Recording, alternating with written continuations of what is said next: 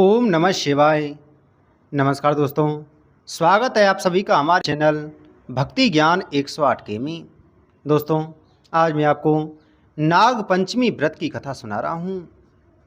नाग पंचमी का व्रत यह हर साल सावन मास के शुक्ल पक्ष की पंचमी तिथि को मनाई जाती है। ऐसा कहा जाता है कि नागों की पूजा करने से भोलेनाथ भी बहुत प्रसन्न होते हैं। इनकी पूजा आराधना करने से न केवल सर्प दोष से मुक्ति मिलती है, बल्कि सभी मनोकामनाएं भी शीघ्र पूर्ण हो जाती हैं।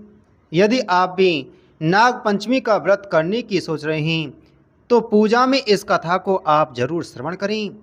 मान्यताओं के अनुसार इस कथा को पढ़ने से या सुनने से नाग देवता बहुत ही शीघ्र प्रसन्न हो जाते हैं। एक समय की बात है, एक राजा के 7 पुत्र थे। उन सभी के विवाह हो चुके थे। उनमें से 6 पुत्रों को संतान हो चुकी थी, लेकिन राजा के सबसे छोटे पुत्र को अब तक कोई संतान नहीं थी। इस वजह से राजा की पुत्र वधू को अक्सर उसकी जेठानी बांझ कहकर ताना मारती थी। यह सुनकर राजा की पुत्र वधू बहुत दुखी रहती थी। एक दिन उसने अपने पति से कहा, दुनिया मुझे बांझ कहकर पुकारती है। यह सुनकर उसके पति ने कहा, तुम इस पर बिल्कुल ध्यान ना दो, तुम अपनी दुनिया में प्रसन्न रहो। पति की बात सुनकर उसे सांत्वना मिली, लेकिन फिर भी लोगों की बातों को सुनकर वह अक्सर दुखी हो जाती थी। एक दिन नाग पंचमी का पर्व आ चुका था। चौथे की रात को राजा के पुत्र वधू को सपने में 5 नाग दिखाई दिए। उनमें से एक नाग ने उससे कहा, हे पुत्री, कल नाग पंचमी है, तू अगर हमारा पूजन करेगी तो तुझे पुत्र रत्न की प्राप्ति होगी। यह सुनकर राजा की पुत्र वधू बहुत प्रसन्न हुई और उसने अपने पति से जाकर सारी बात कही। पति उसकी बात सुनकर बोला, अगर तुम्हें नाग दिखाई दिए हैं तो तुम नागों की आकृति बनाकर उनका पूजन करो। सभी नाग देवता ठंडा भोजन ग्रहण करते हैं, इसलिए उन्हें कच्चे दूध चढ़ाओ। नाग पंचमी के दिन राजा के पुत्र वधू ने ठीक वैसा ही किया। नागों की पूजा करने से राजा की वधू को 9वें महीने में एक सुंदर पुत्र की प्राप्ति हुई। इस तरह से संसार में नाग पंचमी का व्रत विख्यात हो गया। प्राचीन काल में एक साहूकार था, जिसके 7 पुत्र थे। 7 की शादी हो चुकी थी। सबसे छोटे पुत्र की पत्नी श्रेष्ठ चरित्र की थी, परंतु उसका कोई भाई नहीं था। एक दिन सेठ की सबसे बड़ी बहू ने घर को लीपने के लिए सभी बहुओं को साथ लेकर पीली मिट्टी लेने के लिए गई, तो सभी डलिया लेकर और खुरपी लेकर मिट्टी खोदने लगीं। तभी वहाँ एक सांप निकला, जिसे देखकर बड़ी बहू उसे खुरपी से मारने की कोशिश करने लगी। यह देखकर छोटी बहू ने उस सांप को मारने से रोक लिया। यह सुनकर बड़ी बहू ने उसे नहीं मारा और सर्प एक ओर जाकर बैठ गया। तब छोटी बहू ने उस सांप से कहा, हम अभी लौट कर आती हैं, तुम यहाँ से कहीं मत जाना।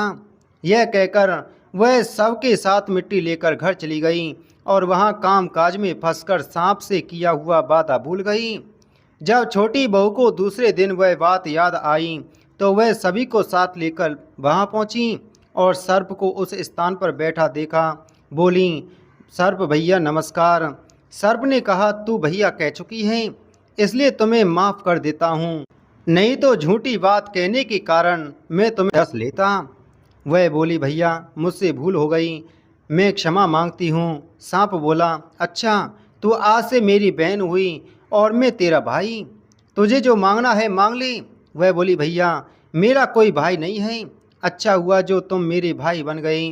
कुछ समय बीतने पर वह सर्प मनुष्य का रूप लेकर उसके घर आया और बोला कि मेरी बहन को भेज दो। सब हैरान हो गए, क्योंकि सभी यही जानते थे कि इसके तो कोई भाई नहीं था। तो सर्प बोला, मैं इसका चचेरा भाई हूँ, बचपन से ही बाहर चला गया था। ऐसा सुनकर घर के लोगों ने छोटी बहू को उसके साथ भेज दिया। उसने मार्ग में बताया कि मैं वही सर्प हूँ, इसलिए तू डरना मत, और जहाँ भी चलने में कठिनाई हो वहाँ मेरी पूँछ पकड़ लेना।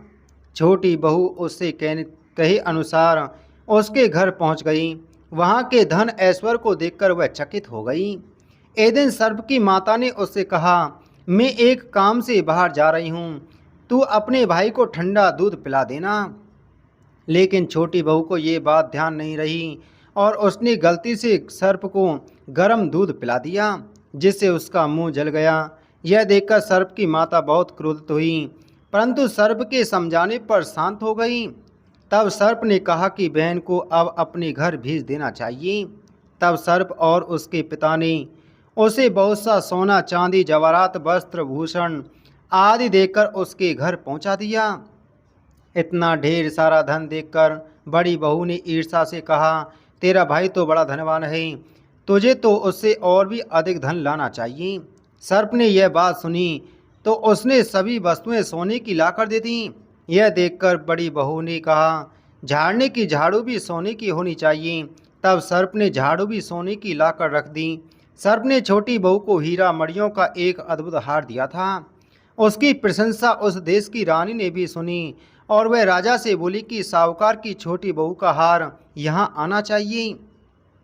राजा ने मंत्री को हुक्म दिया कि उससे वह हार लेकर शीघ्र उपस्थित हो। मंत्री ने साहूकार से जाकर कहा कि महारानी जी छोटी बहू का हार पहनेगी, वह उससे लेकर मुझे दे दो। साहूकार ने डर के कारण छोटी बहू का हार दे दिया। छोटी बहू को यह बात बहुत बुरी लगी। उसने अपने सर्प भाई को याद किया और आने पर प्रार्थना की, भैया रानी ने हार छीन लिया है, तुम कुछ ऐसा करो कि जब वह हार गले में पहने तब तक के लिए सर्प बन जाए और जब वह मुझे लौटा दे तब हीरे और मणियों का हो जाए। सर्प ने ठीक वैसा ही किया। जैसे ही रानी ने हार पहना वैसे ही वह सर्प बन गया। यह देखकर रानी चीख पड़ी और रोने लगी। यह देख राजा ने साहूकार के पास खबर भेजी कि छोटी बहू को तुरंत भेजो। साहूकार डर गया कि राजा ना जाने क्या कहेगा। वे स्वयं छोटी बहू को साथ लेकर उपस्थित हुए। राजा ने छोटी बहू से पूछा, तूने क्या जादू किया है? मैं तुझे दंड दूंगा। छोटी बहू बोली, राजन धृष्टता क्षमा कीजिए, यह हार ही ऐसा है कि मेरे गले में हीरों और मणियों का रहता है और दूसरे के गले में सर्प बन जाता है।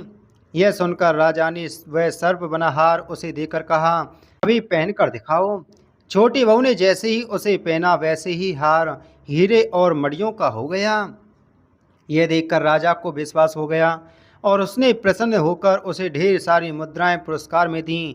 छोटी बहू घर लौट आई। उसके धन को देखकर बड़ी बहू ने ईर्ष्या के कारण उसके पति को सिखाया कि छोटी बहू के पास कहीं से धन आया है। यह सुनकर उसके पति ने अपनी पत्नी से पूछा कि सही बता, यह धन तुझे कौन देता है? तब उसने सर्प को याद किया। बहन को मुश्किल में फंसता देख उसी समय सर्प वहाँ प्रकट हुआ और कहने लगा, जो मेरी बहन के आचरण पर संदेह करेगा मैं उसे खा जाऊंगा। यह सुनकर छोटी बहू का पति प्रसन्न हुआ और उसने सर्प देवता का सत्कार किया। ऐसी मान्यता है कि उसी दिन से नाग पंचमी का त्यौहार मनाया जाने लगा और स्त्रियां सर्प को भाई मानकर उसकी पूजा करती हैं। नाग पंचमी का यह पर्व हर साल सावन माह के शुक्ल पक्ष की पंचमी तिथि को मनाया जाता है। नागों की पूजा करने से भोलेनाथ भी बहुत प्रसन्न होते हैं। इनकी पूजा आराधना करने से न केवल सर्प दोष से मुक्ति मिलती है बल्कि सभी मनोकामनाएं भी शीघ्र पूर्ण हो जाती हैं। बोलो नाग देवता की जय।